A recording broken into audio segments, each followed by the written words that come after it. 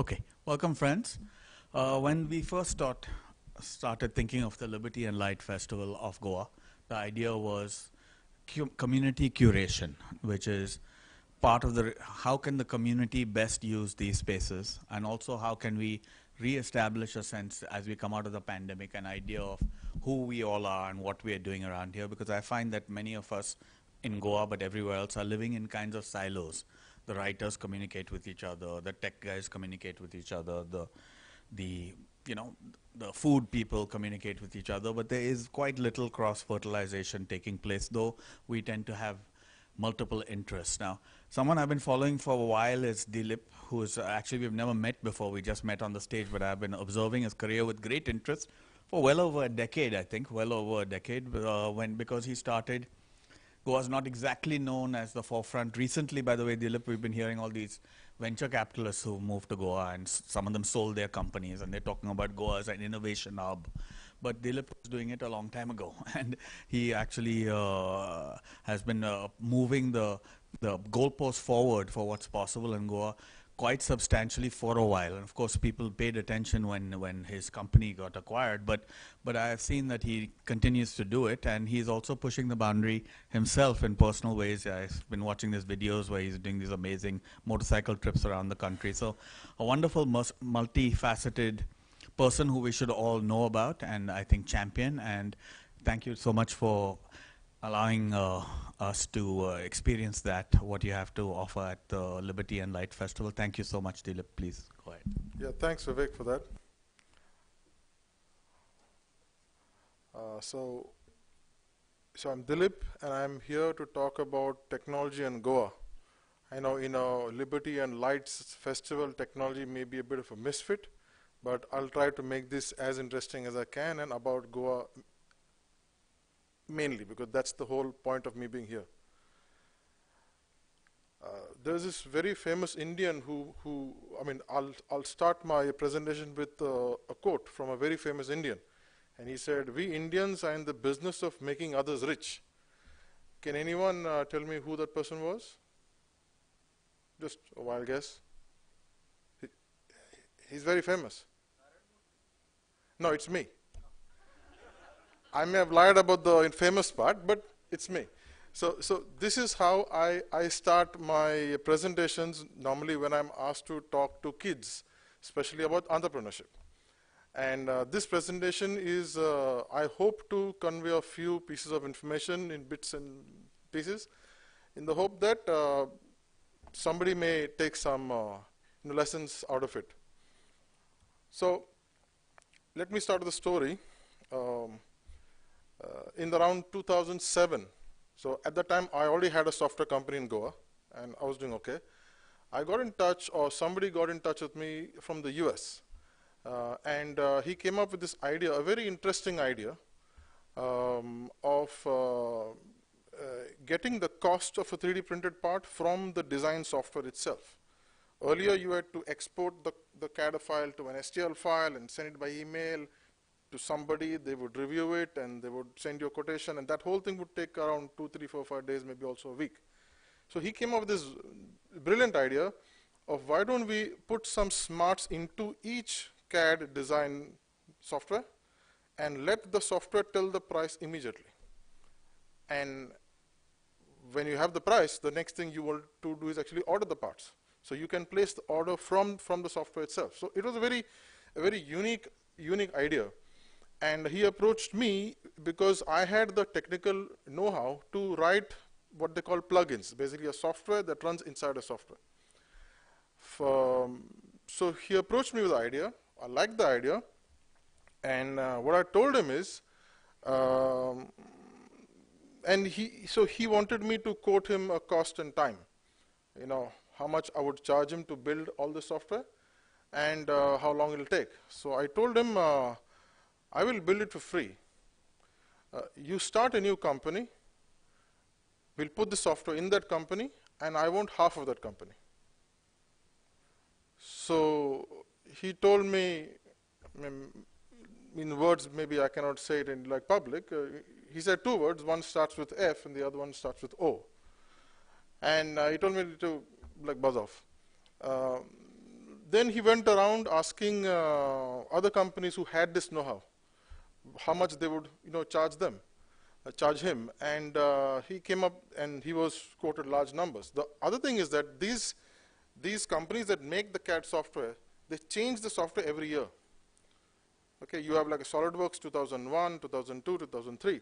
So every time the software is changed, you have to change the plugin as well. So the development work is not a one-time thing. It was going to be an annual thing, and I knew that. I knew that. And I also knew that there were very few companies in the world who had that know-how to actually do that. And I was the only 5-man company, or that time was 3-man firm, in the world who had that piece of information, that skill. And after some time he came back, he said, you know what, screw it. Let's start a company. And that company was called Print3D. And so this is an example of saying, of why I say that we in India are in the business of making others rich. Why? Because any normal Indian would say, yes, sir, I will do it for you, sir. Tell me what are your specifications, sir, and I'll give you more manpower, sir, and let's do it. This is how a normal Indian outsourcing firm works. And we've been good at it. So we've mastered the art of making others rich. That's my view of how things are. So now here we are talking about Goa and technology. Now this person, this American, actually was living in Hawaii. So now understand the contradiction here. These are two guys living on opposite sides of the planet, both of which happen to be tourist paradises, got nothing to do with technology, trying to build a company remotely on something that is totally revolutionary.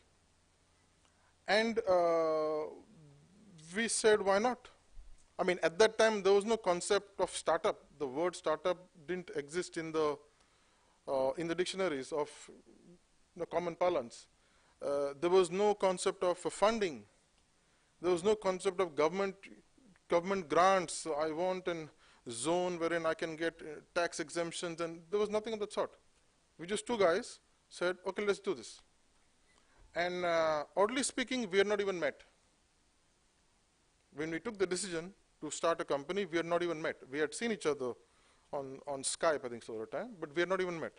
So anyway, I put my company on hold for a good year and spent the whole of 2007, it was, developing all this software. I thought that it would take me 6 months, but then it took me an entire year. Now this was a lot of software. The front end, the back end, the ordering system, the processing of credit cards, the management of the orders in the back end, and I coded all of that. I learned a new language, PHP, which I didn't know at that time. So I did all of stuff, and then it was done. And then we were ready to launch. Then the 2008 financial crisis happened. And we said, maybe it's the wrong time to launch a brand new firm because nobody was ready to invest in anything. The world was going down the toilet. And so what we did is we took the decision of putting the entire company on hold. Now we could do that because I had my other company already in Goa, and he had some other business as well linked to 3D printing. So we kept it quiet for about a couple of years. It was painful because we had spent all this time and energy, sleepless nights. And then in the end of 2010, the economy had started rising and things were starting to look up. So then we said, let's go and launch the company. Now, it so happened that when we were about to launch the company, we said, let's go out in the US and pitch the company to all the large, the 3D printing OEMs. We were open to anything. We were open to a partnership, to an acquisition, to licensing our technology, everything. So the second company that we went to was actually 3D Systems. And now 3D Systems is the world's largest 3D printing company. The founder of 3D Systems invented 3D printing in 1983. He actually started the whole thing. A man called Chuck Hull, a brilliant man. He's still our CTO. So, and they looked at us and said, you know what, cancel all your other plans to see everybody else. We want to acquire you. And then we were acquired.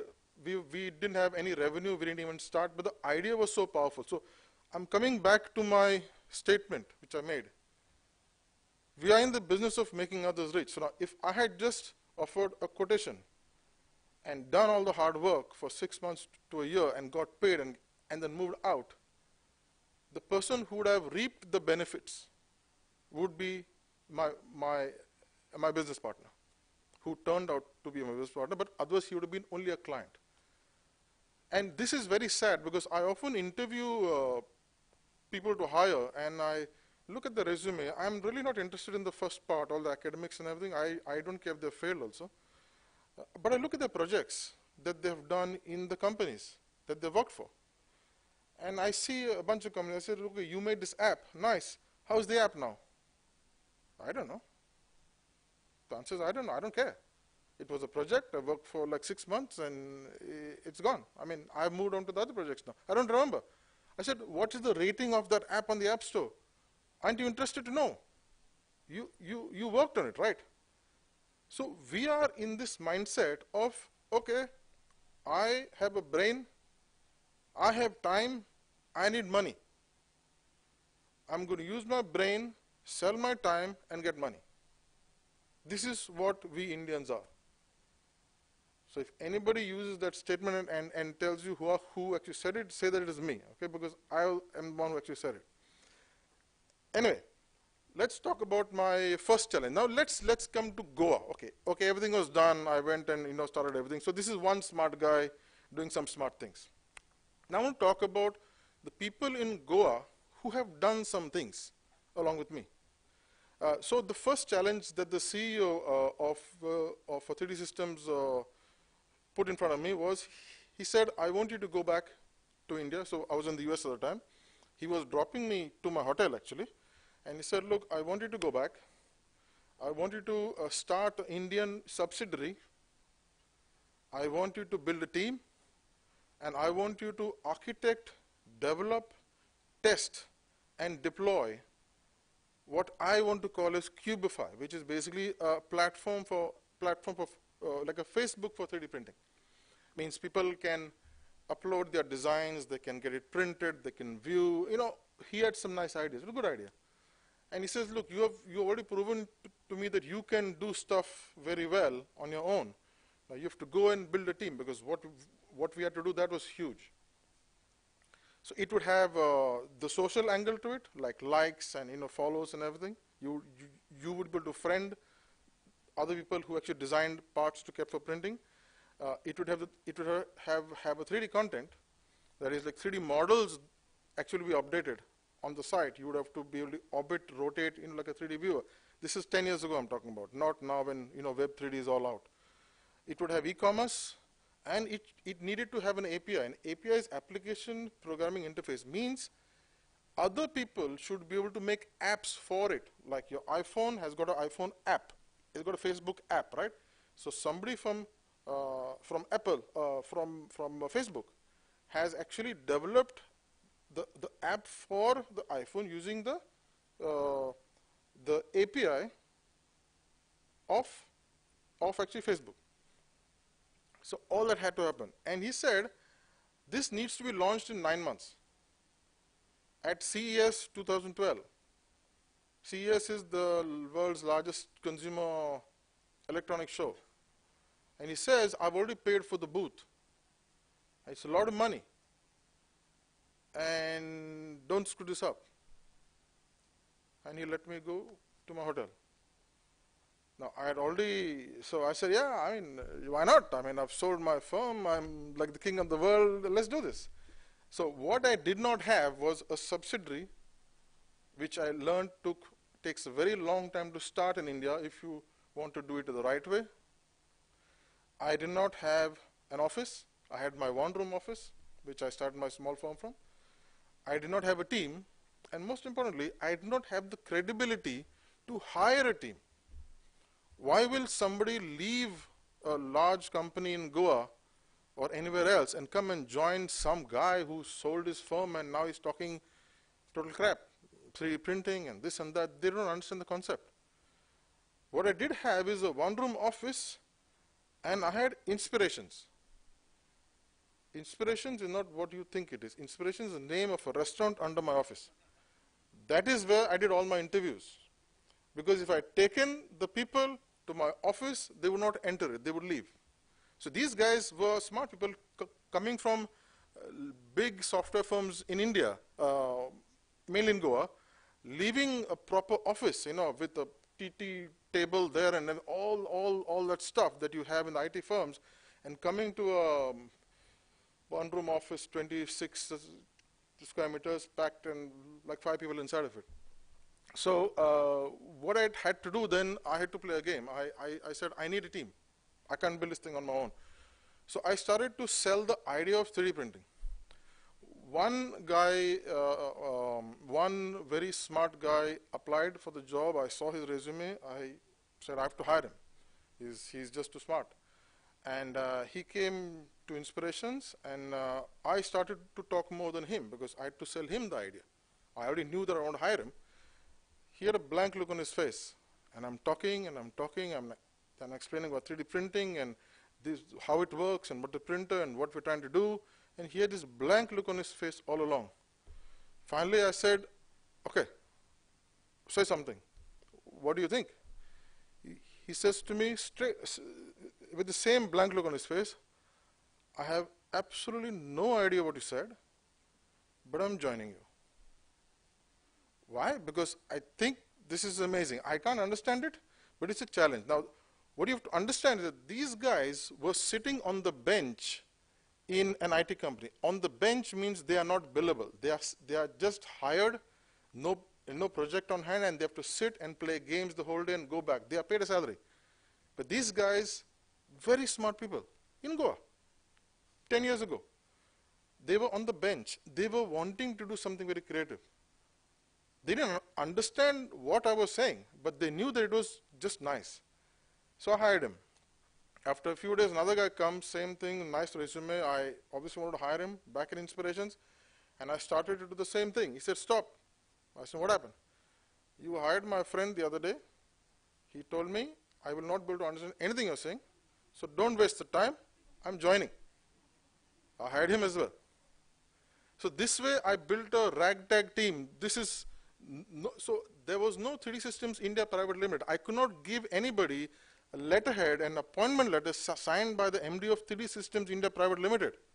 There was no company. And they are deciding to leave large companies. Some of them are listed on the NYSE. And to join some guy who's talking utter nonsense, which they can understand. But people did that.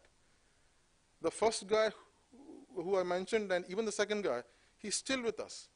10 years, Goan, doing wonderful stuff. Now I cannot understand what he's saying because he knows much more than me. So that's the way I built the team. And the result was this. January 5th, 2012, the team from Goa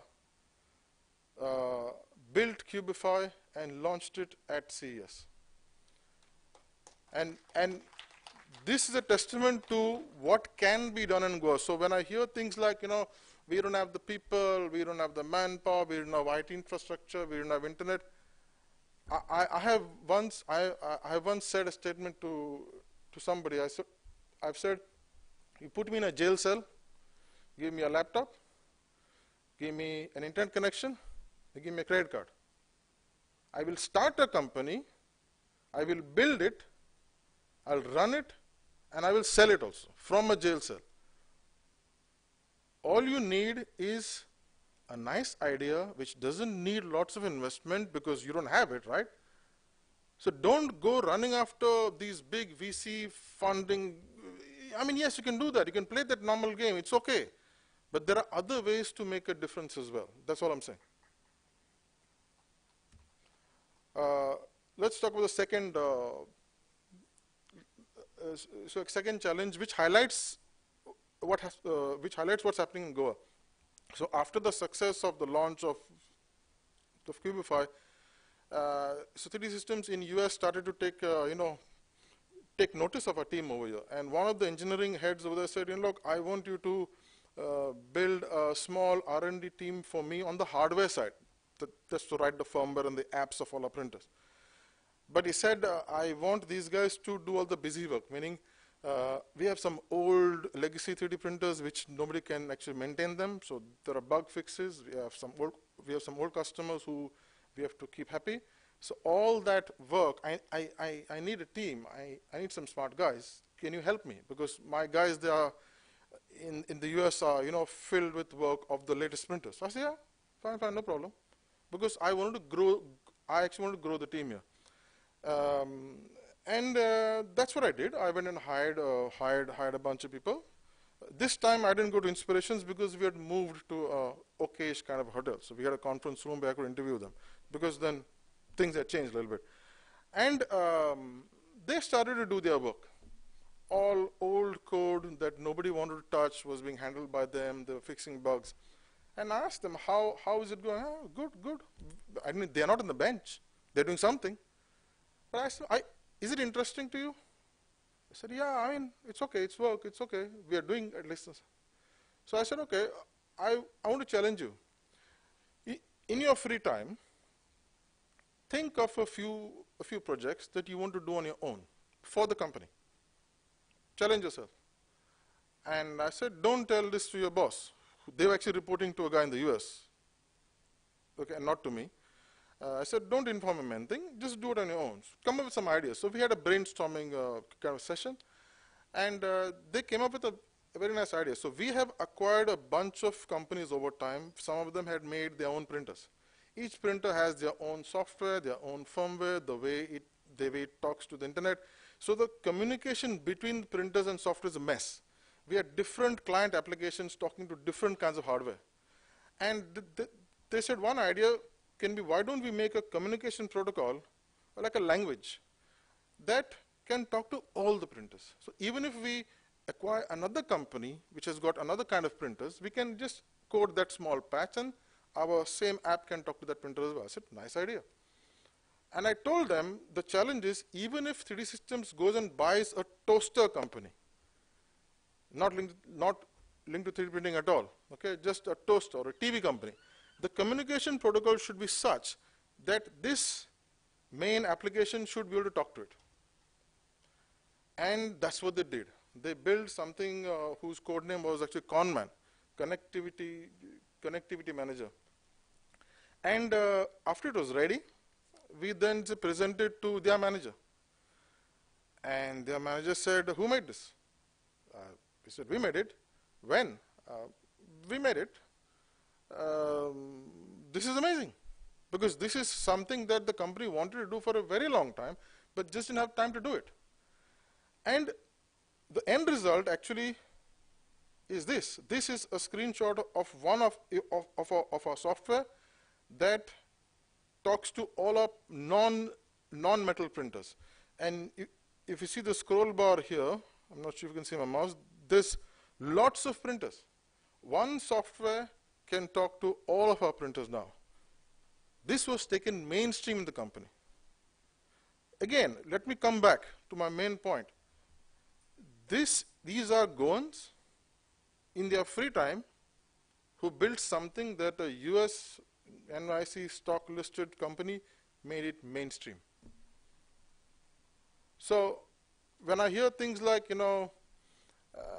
I don't want to sound like complaining, but you cannot set out a new path if you're looking for someone to show you where to go. You have to find the path, break down things, and make your own path. And this is my message to all the startups in Goa who actually want to start things up. So now the fallout of all this stuff was that this team was now said, okay, now you stop doing all your busy work. You are smart. I mean, you have done something absolutely fantastic. You start working on a new projects now. And that means that they had to work on the new printers. And the printers are actually big pieces of thing which are in the US. So they used to come in the evening, work the whole night to be in the same time zone as the guys in the US, and then leave in the morning. So it was turning to be really extremely challenging. It reached to a point wherein we had to ask the whole team to actually resign from 3D Systems India and move to the US. And now they're there. And they're working on the best and the latest and greatest 3D printers that we as a company offer. All this started right here from Goa. So I just want to express a few thoughts about my views on technology in Goa. So the perception of Goa. I now represent my company, and I'm more into a sales role now. So I go around the country helping my channel partners to sell our printers, and I often give my card to people, and they look at the card and say, "Oh, Goa. How do you manage to work there?" And they laugh. And then I laugh because it's a joke. But I'm very insulted because everybody thinks I'm sitting on a beach and just having beer the whole day. This is the idea, the perception that people have of Goa. Now, here we are talking about getting companies to start firms over here. Wait a minute, hold that thought. The person who I'm giving my card to, he's not a small-time engineer. He's a CEO of a company. He's a head of R&D. He's the one going to make a decision to expand the operations or do a startup or something. What is his impression about Goa? His impression about Goa is that we are a fun place to go. Nobody does any work. Why will he expand his operations over here? We can give them tax, SOPs, and give them industrial estates and plots, and that everybody is doing. The problem that Goa has, so our success in tourism is directly tied to our failure in IT and inside technology. The more we push on tourism, the less we can attract on IT. It's a dichotomy, and people don't understand that. So people think that, yes, I will put a gigafiber, I will do all kinds of nice things and make IT parks and everything else. Yes, good, everybody is doing that. We have to change the perception. So people talk about skilled labor. It's not there. Okay. Here's a thought. Before COVID, it was next to impossible for someone to work from home. If someone had to work from home, I had to give an approval. They had to be either pregnant or met with an accident or something of the sort, right? Now my whole team is working from home. We are around, say, 40 of us. We have that small, like, one-room office where I started my company. We just kept our servers and hardware there. Nobody sits there, except for one IT guy. And everybody's at home for 2 years now. At the start of the pandemic, I signed an appointment letter of a person, a lady, from Hyderabad. We hired her as a project manager, not as a developer. So she had to manage people.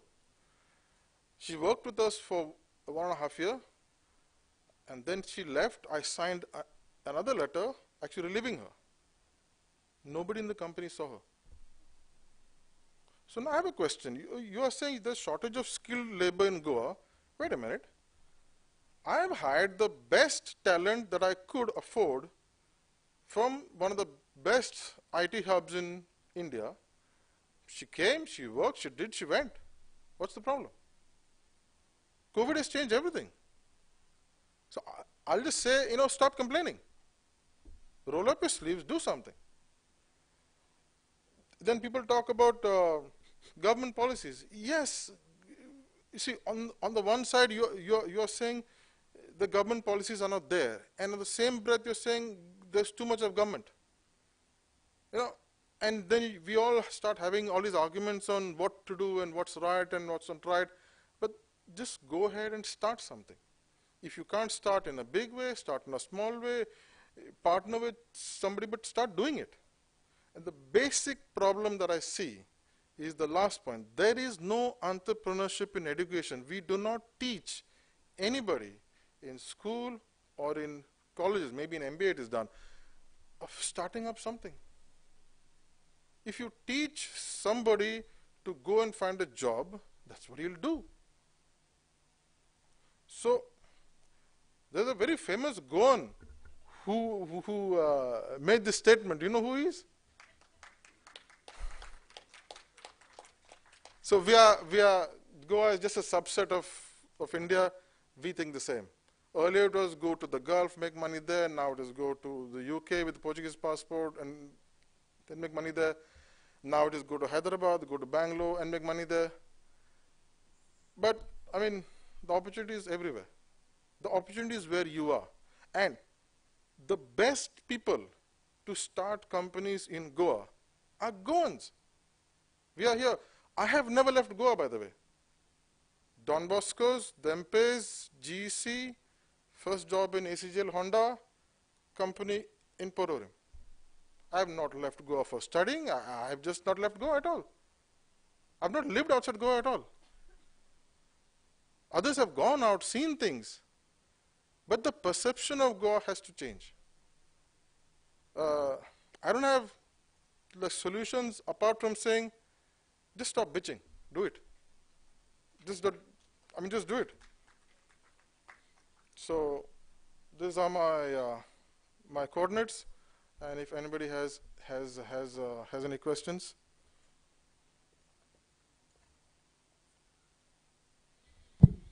Thank you so much for that, Dilip. Absolutely inspiring. What a story. I had the privilege, of course, of listening to this, sitting on the same row with Mr. Damodar Mauzo, who never left Goa, and he has won the Jnanpith Award this year, which is like the Nobel Prize of Literature of India. And also Mr. Brahmanand Shankwalkar, who has also never left Goa, and he has recently become the first Goan athlete to win the Padma Shri Award winner, and is, the great champion. So an amazing message, but a great deal of resonance. You've done it by yourself, but it comes from a tradition which maybe has made us be that way. Yeah. Tell me, do you think there are any advantages, specific advantages? We have looked at this scenario as a set of kind of disadvantages, carving a new story. What are the advantages to living in Goa and your English. approach? English. You have no idea how my colleagues in like Europe struggle. The best thing that happened to us is English. Communicate. That's the language of business. Any one of us can go into any boardroom and command the stage there. If you have the confidence and you have the know-how and you have your stuff in order. So I use this trick. So he mentioned that I do a lot of adventure travel. So I ride bikes all over the world. When I'm stopped by a cop or a first ranger or anything else, when they speak to me in Hindi or their language or German or whatever it is, I speak back in English. Why? Whenever you are spoken to in a language, your being forces you to actually respond in that language. And you have to do a translation now in your mind. I was in Sri Lanka. I was stopped. So there they work in pairs. A cop and an army guy, because it was a troubled region. They always are in pairs. And I was on a rented bike with no papers or whatever. And they started to get a little funny with me. I just started to speak the Queen's English. And the other guy, they are trying to speak to me in their language, and they're struggling, and they're trying to do the translation in their head, and I'm getting the upper hand over and over again. I was in Jammu, traveling by car to Srinagar.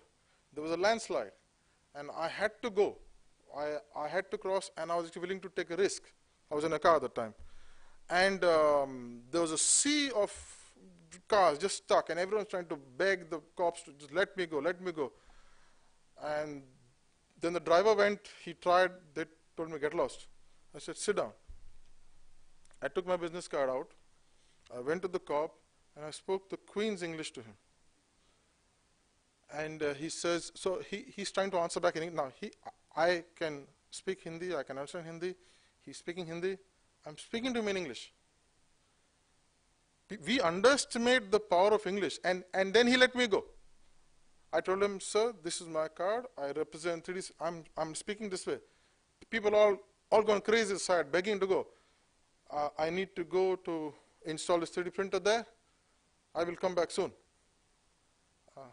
Okay, sir. Go, sir. So English is a very, very strong thing that we have, and that has been gifted to us because of our colonial past. And that is very strong. There are lots of other things, but English is something extremely strong. To be honest, Dilip, you speak much better English than the Queen. If you're speaking of the Queen of England, that is. Any other questions? Any questions? Dilip, what about the message now coming out of the pandemic scenario? We are seeing Goa become almost a contested space. We've had all these interesting conversations with people who've moved here. There was several of these founders, some of one, who sold their companies recently, and they were talking to each other on stage, and one of them said almost respectfully, enviously, like, you've spent so much time in Goa now, and he said very proudly, I've been here for 5 years, right? So what is your perspective coming out of the pandemic, this new kind of intense scene? You were a pioneer at a time when there was no one else doing this kind of work. Now you're surrounded by many people. I heard that there are 15 startups which have gone public or heading towards public which are headquartered in Goa, which is quite a lot. What is your take on this whole scene? What do you think? Is there going to be employment coming out of it for our youth? Is it good for Goa? What is your take? So the pandemic has changed everything. Like I said, we hired a person from Hyderabad. She worked, she left. She left. Others, so a company in Goa can hire anyone. Okay? We need to start branding this thing called work from Goa. Okay? Because I really want the word work and Goa to be in the same sentence. I'm fed up. After 5 years, I want to go and give my card to anybody in the country and say, Goa, yes, some nice, interesting stuff is happening there. That has to happen. It'll take time. Changing of perception takes many years, decades. I would even go far to say that even Adolf Hitler took years to change the perception of all the people in his country. He didn't just give a speech and it changed. No, it took years. So coming out of the pandemic, the rules have completely changed. You can take the rule book and throw it out now. So companies wanting to come to Goa or start from Goa, whatever it is, you can have your headquarters here. All your employees can be anywhere else. Why India? They can be anywhere else. They can be in Finland. It doesn't matter. I have 40 people in Goa. Everybody's home. How does it matter whether they are in Goa or not? So manpower, the question of manpower is off the table. You should be able to afford them. That's one thing. And if you've got funding, you should be able to afford them. Somebody has found your idea useful enough to fund. It means that they expect you to hire the best people. Please do it. The person that we hired was a team leader, not a programmer just to take instructions and do. She led teams. So the pandemic has actually changed this whole entire concept, and I would like to work along with the government and whoever is willing to listen to me to start branding this work from Goa.